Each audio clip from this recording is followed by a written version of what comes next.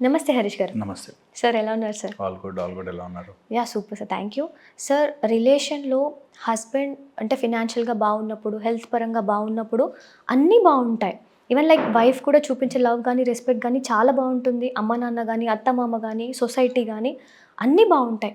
కానీ అంటే అన్ని డేస్ ఒకటేలా ఉండవు కదా సార్. ఒకసారి హస్బెండ్ ఏదైనా కొంచెం ఫినాన్షియల్‌గా డౌన్ ఉన్నప్పుడు, సూటిపోటు మాటలు, ఇలాంటి టైంలో వైఫ్ అనేవాళ్ళు స్పెషల్‌గా ఎలాంటి సపోర్ట్ ఇవ్వాలి హస్బెండ్‌కి? యాహ్! యాహ్! చాలా వెరీ ఇంపార్టెంట్. నేను 2 రకాలని చూసా. హుహు. వైఫ్ ఇచ్చిన సపోర్ట్ చూసి నాకైతే ఆశ్చర్యం వేసింది ఒక్కోసారి.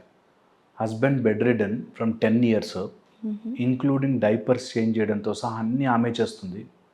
ఎందుకంటే ఒకప్పుడు చాలా చేశాడండి ఆయన మా కోసం. యెస్. యెస్. ఆయనకి నేను ఎంత చేసినా తక్కువే అనేటట్టు వాళ్ళని చూసాను నేను. ఒక ఆపోజిట్ ఒక 3 మంత్స్, 6 మంత్స్ జాబ్ రాలేదు అనేసరికి బాగా ఆవేశం వచ్చేసి, కోపం వచ్చేసి, పనికిరావా, ఎందుకు పనికిరావా అని మాటలు పడాల్సి వస్తుంది అనేవాళ్ళని చూశాను. సో ఇది అల్టిమేట్లీ బర్న్ డౌన్ అయ్యి లోపలికి ఎక్కడొస్తుందంటే ఆ మనిషి యొక్క ప్రవర్తనను బట్టి వస్తుంది. ఎవరైనా సరే కష్టకాలంలో ఉన్నప్పుడు సపోర్ట్ చేయగలిగిన వాళ్ళు, ఓకే, ఎప్పుడు ఎలాంటి ఆస్పెక్ట్లో ఉన్నా సరే మనిషిని మనిషిలా చూడగలిగిన వాళ్ళు, అందులోనూ భార్య అయితే ఎంత లైఫ్లో ఎక్కడ ఓడిపోయినా సరే భార్య ముందు గెలవాలనే అనుకుంటాడు హస్బెండ్. Yes sir. ఓకే, నిజంగా కూడా భార్య ముందు గెలవాలి. అందుకే చాలా మటుకు భార్య ముందు గెలవడం కోసం అని చెప్పే పరుగులంతా, నా భార్య నన్ను గొప్ప అనుకోవాలి అని. ఇలాంటి కేటగిరీ ఒక పీపుల్ ఉంటే, ఒక కేటగిరీ పీపుల్ తెలిసి కావాలి. నేను చూశాను ఒక అతన్ని, అది చేస్తుందిగా పని చాలే నాకు ఎందుకని టీవీ పెట్టుకుని కూర్చునే వాడిని చూశాను. ఉద్యోగం పోతే ఇంకో ఉద్యోగం ట్రై కూడా చేయకుండా, ఎందుకు ఎట్లాగో నాకు ఇచ్చే ఉన్నాయి, వాళ్ళు నాన్నిస్తాడు సరిపోతుంది అనేవాళ్ళు కూడా ఉన్నారు. సో ఒకవేళ హస్బెండ్ ఇప్పుడు మనం ఇచ్చే సీన్ ఎలా ఉందంటే, ఒకవేళ అన్నీ బాగున్న రోజుల్లో ఆయన చేశాడు, ఇప్పుడు జాబ్ రాక కొంచెం పరిస్థితులు బాగాలేక డౌన్ అయితే వైఫ్ ఎలాంటి సపోర్ట్ ఇవ్వాలి అన్నది మాట్లాడుకుంటున్నాం కదా. సో స్పెసిఫిక్గా అలాంటి టైంలో మాత్రం అట్మోస్ట్ సపోర్ట్ ఇవ్వాలి. ఎంత కుదిరితే అంత సపోర్ట్ ఇవ్వాలి. ఓకే, సెకండ్, ఎందుకు అలా డిఫరెన్సియేషన్ వచ్చింది, అలా జాబ్ లాస్ కానీ, సడన్గా జాబ్కి వెళ్ళకపోవడం, డబ్బు సంపాదించకపోవడం, ఇంటి బాధ్యతలు తీసుకోకపోవడానికి గల కారణాలు ఏమై ఉంటాయి అనేది యాజ్ ఎ వైఫ్ మాట్లాడగలగాలి. నేను ఒక చాలా ఇంట్రెస్టింగ్ విషయం చెప్తాను. When a wife is authoritative with love, అది బ్యూటిఫుల్ రిలేషన్షిప్. ఓకే, నా భార్య చెప్తే కరెక్ట్ చెప్తుందండి, ఓకే అనే ఒక ఫీలింగ్ ఎప్పుడు హస్బెండ్కి ఉన్నా, అది is a lucky combination. Okay, దాని నసా ఎప్పుడు అదే చెప్తుంటుంది, సోది నాకు ఇష్టం లేదు అనే combination is a very bad combination. So wife చెప్పేటప్పుడు కూడా ఎప్పుడైనా హస్బెండ్ డౌన్ ఉన్నప్పుడు ఈ 3-4 ఫ్యాక్టర్స్ గుర్తుపెట్టుకోవాలి. One thing is, husband financially down ఉండొచ్చు కానీ ఒక మేల్ ఈగో ఎప్పుడు ఉంటుంది. ఓకే, సెకండ్, ఎప్పుడు ఇంకా మనం ఎంత అడ్వాన్స్ అయినప్పటికీ ఇంకా మన సొసైటీలో అబ్బాయి అనేవాడు ఆర్ మేల్ అనే ఒక కేటగిరీ సంపాదించేవాడు గివర్. ఆఫ్టర్ ఆల్ అమ్మాయిలనే మైండ్ సెట్ ఇంకా చాలామందికి ఉంది. మేబీ కొంతమంది ఎవాల్వ్ అవుతున్నారేమో, బట్ ఇప్పటికీ ఇంకా రియల్ లైఫ్లో అలా ఉన్నారు. సో అందుకని దాన్ని టచ్ చేస్తూ నేను సంపాదించి పెడతాలే నీకేంటి అనేటట్టుగా ఎప్పుడు ఉండకూడదు. నువ్వు వస్తావు మళ్ళీ యూ విల్ బి బ్యాక్ అనేటట్టుగానే ఉండాలి.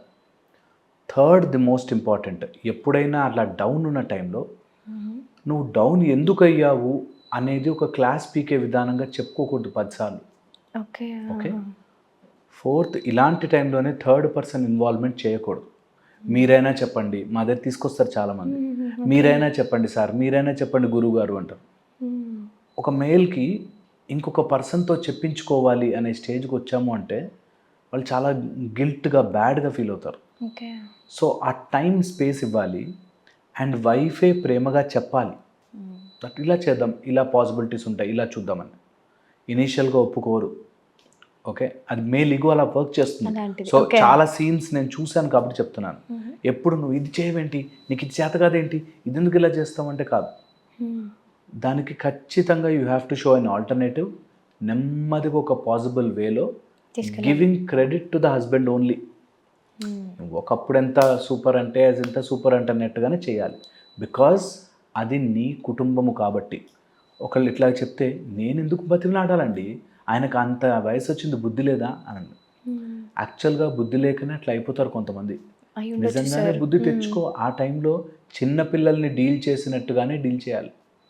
ఎంత బెటర్గా మనం వాళ్ళని చిన్నపిల్లల మైండ్ సెట్ డీల్ చేస్తున్నట్టుగానే వాళ్ళని నువ్వు సూపర్ రా అని చిన్నపిల్లలు వాళ్ళు మామూలుగా ఇలానే బూస్టప్ ఇస్తాం, అలాగా వాళ్ళకి బూస్టప్ ఇచ్చి చేయాలి వైఫ్గా.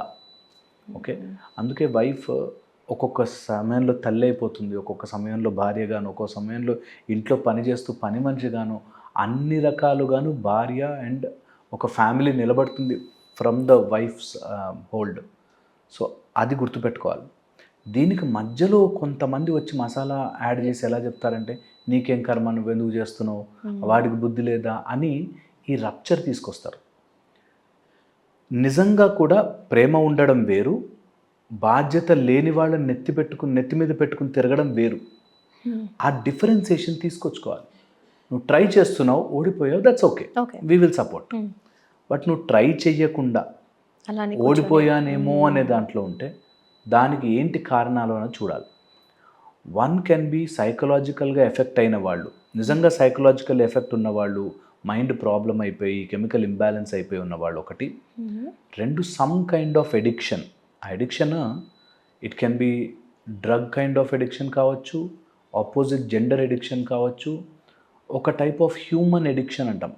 హ్యూమన్ ఎడిక్షన్ అంటే నాకు ఆఫీస్లో ఎవరు నన్ను పొగడట్లేదు, నేను ఇంత చేసినా నన్ను మెచ్చుకోవట్లేదు, ఇది నా గోల్ కాదు అనే ఒక బ్యాచ్ ఉంటారు.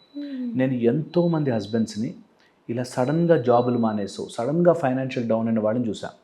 ఇది నా ఫీల్డ్ కాదండి, this is not my passion, ఈ టైప్లో చెప్తారు. మరి అవన్నీ ఓకే, బట్ కుటుంబం ఒకటి ఉందిగా, వాళ్ళకి నీ ప్యాషన్తో పని ఏంటి? సో సంపాదనే, నీ ప్యాషనే వేరే. ఇది చాలామందికి చెప్తాను నేను. అబ్బాయిలు కూడా చాలామంది పిల్లలు వస్తారు నా దగ్గరికి, నా ప్యాషన్ సార్ అన్నీ వదిలేసిపోతారు. ఇక్కడ జాబ్ తెచ్చుకో, నీ ప్యాషన్ కూడా ఫుల్ఫిల్ చేసుకో, దట్ వే బ్యాలెన్స్ చేసుకోవడమే life it self is like that. అది చెయ్యరు. సినిమాలో చూపించినట్టు వాడెవడికో సక్సెస్ అయింది నాకు కూడా అవుతుందేమో అని పరుగులు తీస్తారు. అలా చాలామంది ఉన్నారు. ఇలాంటి టైంలో వైఫ్ అండ్ హస్బెండ్ మధ్యలో వచ్చే గొడవలు, ముఖ్యంగా పిల్లలు చాలా ఎఫెక్ట్ అవుతారు. సో అది కేర్ఫుల్గా ఉంచుకోవాలి. సెకండ్, ఇలాంటి టైంలోనే తొందర డబ్బులకు వచ్చే వ్యసనంలో పడతారు. Easy quick money. మీరు షాకింగ్ విషయాలు, 40% ఆఫ్ ఈ బెట్టింగ్స్లోను లేకపోతే స్టాక్స్లోనూ పోగొట్టుకునే వాళ్ళు వైఫ్ ఇంట్లో ఉండే ఖర్చులని నేను ఒక్కసారిగా తీర్చేస్తాను, మీకు అసలు కష్టాలు లేకుండా చేస్తానని వచ్చిన వాళ్ళే వస్తారు. వాళ్ళు క్విక్గా ఇందులో పెట్టేస్తాను, స్టాక్లో నాకు ఒకటి తెలిసిపోయింది, ఆ సిలిండర్లు చూడడం నాకు అలవాటైపోయింది, ఆ పీక్స్ నాకు అర్థమైపోయాయి అని పెట్టేస్తారు. వీళ్ళందరూ కూడా ఇంట్లో వైఫ్ ఏదో రకంగా డబ్బు సంపాదించి తెస్తూ ఉంటే ఆ కష్టపడిన డబ్బుని ఇందులో పెట్టి పాడు చేస్తారు. చేస్తే అడగకూడదు కూడా, మళ్ళీ ఎందుకు చేస్తున్నావు అంటే నీకు పొగరా, నువ్వు పని చేసి వస్తున్నావు అని, నా టైం వస్తుంది అన్నట్టు ఇలా ఉంటారు. సో వైఫ్ అలాంటి టైంలో చాలా డెలికేట్ ఉంటుంది వాళ్ళ సిచ్యువేషన్. వేరేటు సపోర్టు చేయలేక, చెప్పలేక, ఇంట్లో మేనేజ్ చేసుకోలేక, బయటకు పోలేక, అలాంటప్పుడే బయట రాంగ్ రిలేషన్షిప్స్ ఏర్పడము, బయట ఇంకోరెవరో చాలా అద్భుతంగా కనిపించడము, తర్వాత వీళ్ళకి సపోర్ట్ చేసి చేసి చేసి వాళ్ళ సొంత లైఫ్ని అంతా పోగొట్టుకుని they going to a survival mode అంటాం. నర్వస్ సిస్టము అబ్జర్వ్ అయిపోయి ఇట్లా డ్రైన్ అయిపోయి ష్రింక్ అయిపోతుంది. ష్రింక్ అవ్వడం వల్ల వాళ్ళు ఒక సర్వైవల్ మోడ్లోకి వెళ్ళి సడన్గా క్యాన్సర్స్ రావడము, డిసీజ్డ్ అయిపోవడము, ఆ స్ట్రెస్ వల్ల, లాట్ ఆఫ్ స్ట్రెస్ వల్ల డిసీజ్డ్ అయిపోవడము, హెల్త్ ప్రాబ్లమ్స్ రావడము చేస్తుంటారు. సో ఇవన్నీ ప్యాటర్న్డ్గా ఉన్నాయి కాబట్టి జాగ్రత్త పడి రెండింటిని అబ్జార్బ్ చేస్తూ అర్థం చేసుకుంటూ ఇద్దరి సైడు ఉండాలి. మా దగ్గరకు వచ్చే కౌన్సిలింగ్స్లో వచ్చిన వాళ్ళకి ఎంతో ఎక్స్ప్లెయిన్ చేస్తాం. పాపం చాలా డబ్బులు కట్టి వస్తారు, మీరు ఏదో చెప్పగానే ఏదో మ్యాజిక్ అయిపోతుంది అనుకుంటారు. వాళ్ళు ఆపోజిట్ వాళ్ళు వినను కూడా వినరు. వీళ్ళు వైఫ్ తీసుకొస్తారు హస్బెండ్ని, ఓకే, వాడు వినడు, నువ్వెవడురా నాకు చెప్పడానికి, ఓకే అవును నువ్వు డాక్టర్వే అయితే చెప్పావు, ఓకే ట్రై చేస్తా, బట్ మీరు అనుకున్నట్టుగా కాదు, నాది వేరే థింకింగ్ అనేటట్టు ఉంటారు. సో ఇలాంటి వాళ్ళు వైఫ్ ఏమో సపోర్ట్ చేస్తుందని అనుకుని నువ్వు నన్ను మెంటల్ డాక్టర్ దగ్గర తీసుకెళ్తావా, పిచ్చి వచ్చింది అనుకున్నావా, నాకేం సైకలాజికల్ ప్రాబ్లం ఉందనుకున్నావా అన్నట్టు మారిపోతారు. సో మైండ్ రిలేటెడ్ ఇష్యూస్ని వీళ్ళు రియల్ లైఫ్లోకి తీసుకొచ్చుకుని mind keeps on draining you into some nonsense. దాన్ని అర్థం చేసుకోకుండా ఇటు ఫ్యామిలీకి సపోర్ట్ లేకుండా అయిపోతారు. అందుకనే వైఫ్ అండ్ హస్బెండ్ మధ్యలో గుడ్ కమ్యూనికేషన్, దట్ నేను చెప్తున్నాను అంటే నువ్వు వినగలగాలి, నువ్వు ఏదైనా సజెషన్ చెప్తే నేను వింటాను. ఆ ఇద్దరి మధ్యలో ఆ బాండింగ్ అండ్ కనెక్షన్ ఉంటే ఎప్పుడైనా డౌన్ అయినప్పుడు వినొచ్చు. మీరు అన్న మాటలు ఇంకోటి సూటిపోటి మాటలు ఎవరైనా అంటుంటే అన్నారు, అసలు దాన్ని పట్టించుకోదు. ఒక రోజు అంటాడు, 3 రోజులు అంటాడు, 1 వీక్ అంటాడు, మ్యాక్సిమం 1 మంత్, తర్వాత it will all go away.